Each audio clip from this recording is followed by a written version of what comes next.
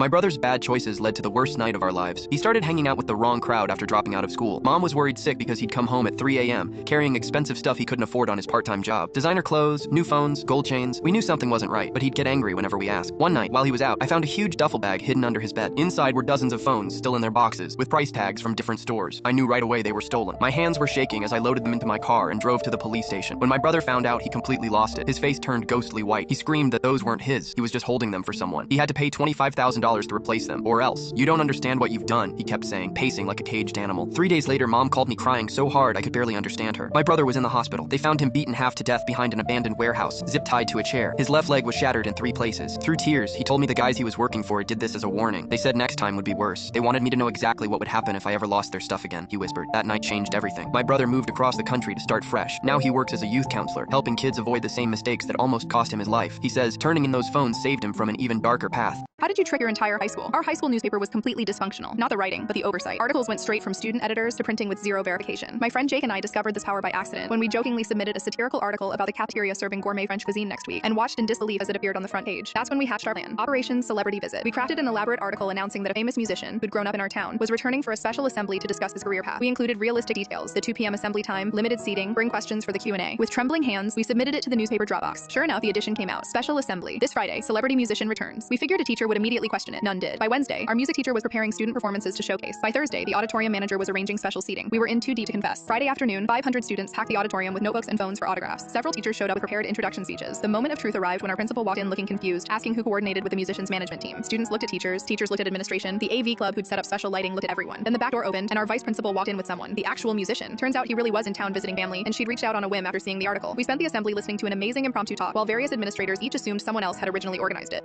Have you ever lied to a teacher and actually made it worse? My friend texted during lunch that our English presentation was today, not next week. I'd barely started it. Panic hit as I realized this presentation was 25% of our grade, and my parents would kill me if I failed English. In desperation, I edited an old doctor's note from my phone, changing the date. When I showed Ms. Roberts, she seemed skeptical but accepted it. I thought I was safe until she said, "Your mother called this morning asking about the homework due next week. Funny, she didn't mention your appointment." Instead of coming clean, I doubled down. Said Mom probably forgot because she's been so busy. Ms. Roberts just nodded slowly, typing something on her computer. The next day, the school counselor pulled me from class. Turns out, Ms. Roberts was worried about my home situation. Thought my parents were too overwhelmed to keep track of my medical appointments. She'd scheduled a parent-teacher conference to discuss support options. So now my parents, Ms. Roberts, the counselor, and the vice principal all sat together while I explained why I'd forged a doctor's note, lied about my mother's memory, and made everyone worry about my home life. My parents grounded me for a month, and Ms. Roberts now gives me check-in cards to help me stay organized every single day.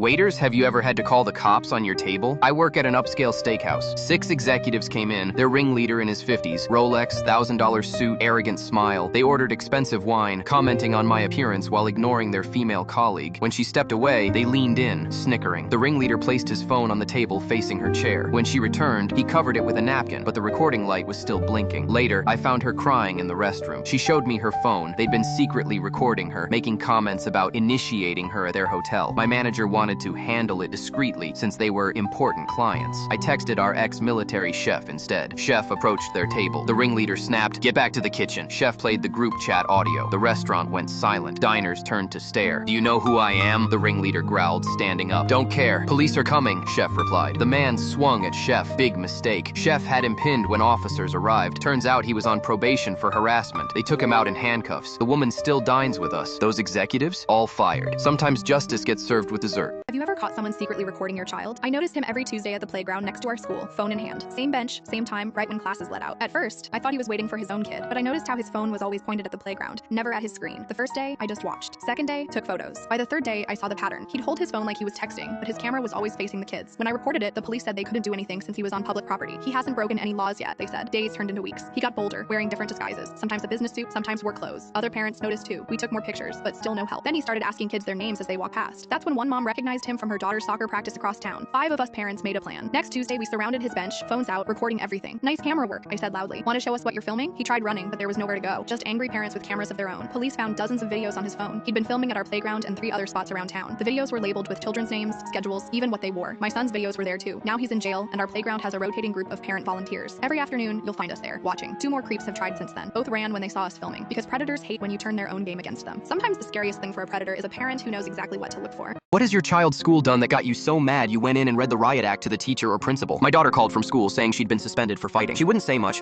just that the principal gave her a 2-week suspension. I went home, grounded her, and took her phone. Then calls from other girls started rolling in. Turns out, a jock from a wealthy family had a habit of grabbing girls, and my daughter was one of his targets. She fought back, and he ended up in the ER. I ungrounded her, and she finally told me what happened. The next morning, I took her to school, and the principal stopped us at the door, saying she was suspended. I told him we were going to his office, unless he wanted to do this outside. In his office, I told him my daughter's suspension had to be lifted and that the boy had a choice: 30-day suspension with mental evaluation or felony charges. The principal called the boy's mom, who threatened to charge my daughter. I said, "Let the police sort it. Your son has a history, and I have witnesses." Then the principal dropped a bomb. "You don't want to mess with one of the finest families in the city." That's when I realized he was covering for the boy because he was connected to the family. I told him, "I don't make threats, I make promises. Someone needs to teach this kid that this behavior won't be tolerated before he winds up in prison." The boy got suspended, transferred, and my daughter's record was cleared.